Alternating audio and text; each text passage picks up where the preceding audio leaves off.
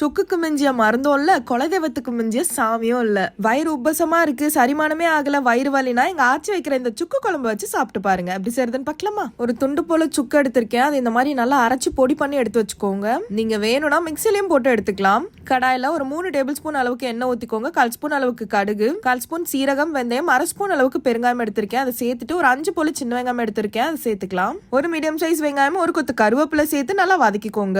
இப்ப 1/2 ஸ்பூன் போல கல்லுப்பு சேர்த்துட்டு அதையுமே நல்லா வதக்கிக்கலாம். ஒரு 5 பூண்டு பல் எடுத்திருக்கேன். அதையுமே சேர்த்து நல்லா வதக்கிக்கோங்க.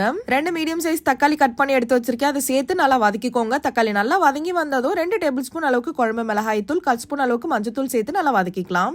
1/2 கிளாஸ் அளவுக்கு தண்ணி ஊத்திக்கலாம். நல்லா கொதி வரட்டும். ஒரு சின்ன நெல்லிக்காய் சைஸ் அளவுக்கு புளி எடுத்திருக்கேன். அதை நல்லா கரைச்சிட்டு அதையுமே சேர்த்துக்கலாம். லோ ஃபிளேம்ல வச்சிருங்க. குழம்பு நல்லா கொதிச்சு எண்ணெல்லாம் பிரிஞ்சு வந்ததும் இப்ப நம்ம சுக்கு பவுடர் சேர்த்துக்கலாம். நான் 1 ஸ்பூன் அளவுக்கு எடுத்திருக்கேன். இதோட அப்படியே ஆஃப் பண்ணிடுங்க. அவ்வளவுதாங்க, ஒரு அருமையான சுக்கு குழம்பு ரெடி. நமக்கு நல்லது மட்டும் இல்ல, டேஸ்டும் அவ்வளவு சூப்பரா இருக்கும். கண்டிப்பா ட்ரை பண்ணுங்க. மறக்காம நம்ம சேனலை சப்ஸ்கிரைப் பண்ணிக்கோங்க. பை.